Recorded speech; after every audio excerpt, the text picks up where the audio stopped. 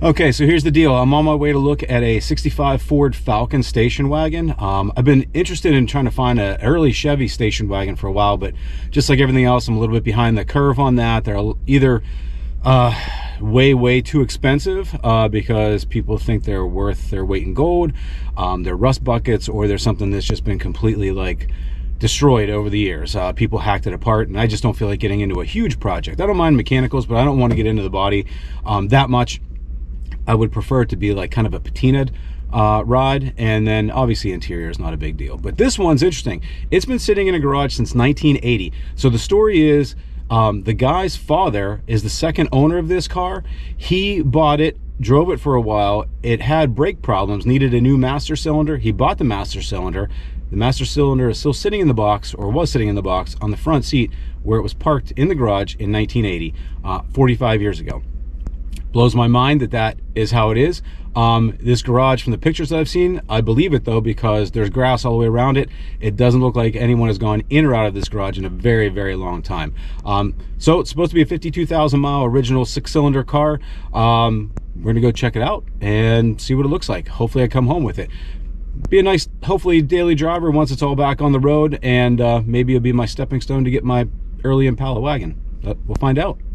The other thing I forgot to mention as we're going there, I don't want to say it seems like fate, but it's kind of interesting. The garage for this that this thing's been sitting in is literally only a handful of blocks from where I grew up as a kid. So I probably drove, or actually rode my bike just past this thing more times than I can ever even imagine, because I had friends that lived on the side street where this is located. So this thing's been sitting in there this whole time, and I guess just waiting for me to come pick it up. Okay, I'm pretty sure that's the garage, so we're gonna go check it out. Okay, he's got the door open for us. Oh yeah, there it is. Holy cow. Sitting since, oh yeah, Walt threw some stuff up on it already. He beat me here. Holy cow. 65 Falcon sitting since 1980. See, Frank had it all propped up. 6-cylinder car.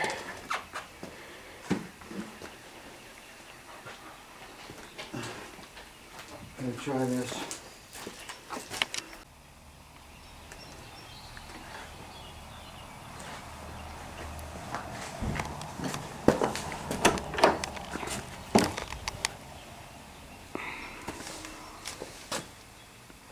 Man, 52,000 miles. I can't believe it. Like, smells like an old car, but not mildew. I'll take it.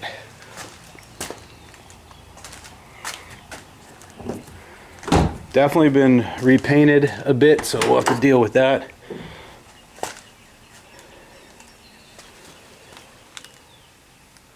Man, it is all there.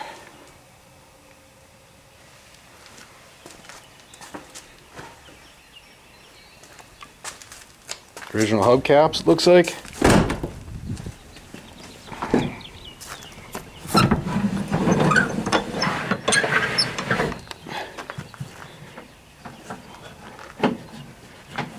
Oh yeah.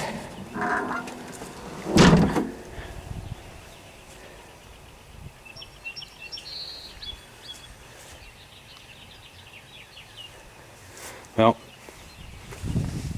we'll get the rest of this shot after we pull this thing out of here.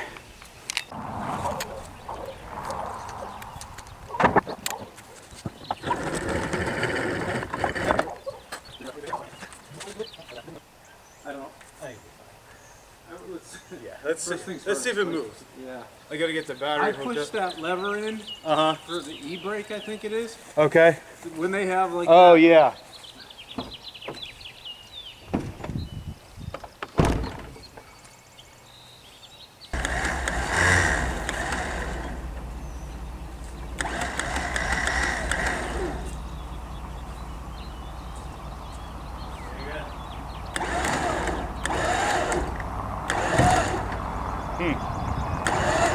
Nope.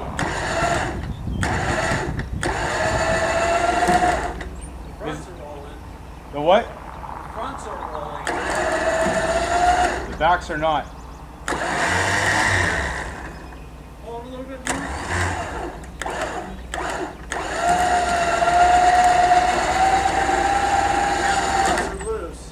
fronts are loose?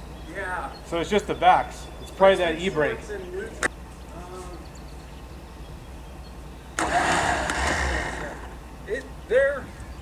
They're doing this.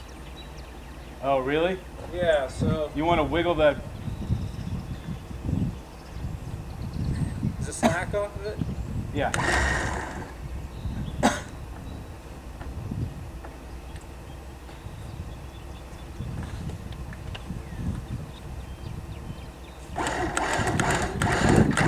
No. Move and then Yeah.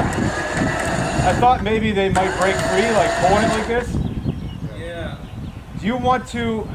Are the front wheels straight, or are they turned a little bit? No, they're straight. Because it looks like it's coming on a little bit of an angle. I'm gonna reposition this on the other side of the axle so it pulls that way a little bit. The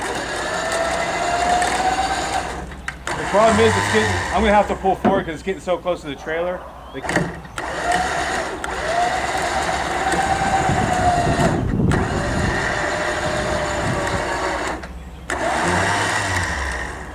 So as they'd say on SpongeBob, 1 hour later, no, seriously, it took us about an hour to an hour and a half to get to this point.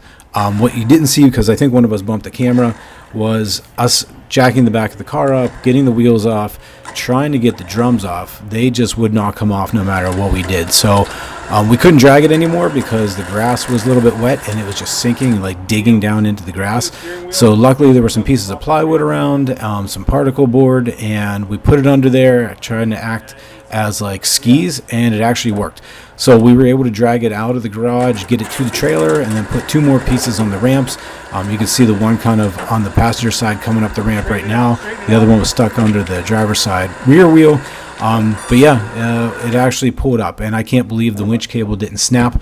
I was standing way off to the side thinking this thing might snap and just come back up into the back of the truck, but it actually worked. So there you go. That's how we got it up there much, much longer than what we had anticipated because we just didn't bring the right tools.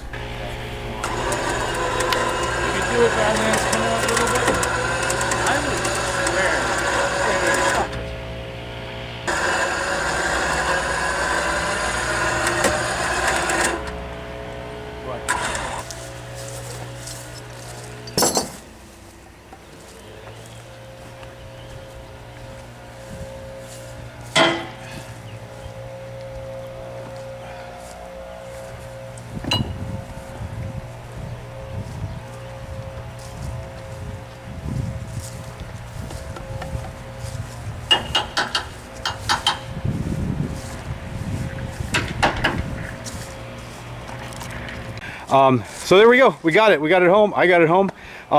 We're gonna get this thing washed up here pretty soon, get the rear wheels unlocked at some point, hopefully get it in the garage, and then we're gonna try to get this thing on the road.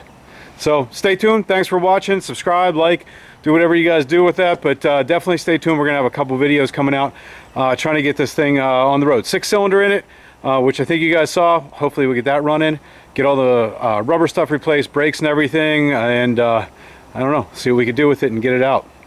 Thanks.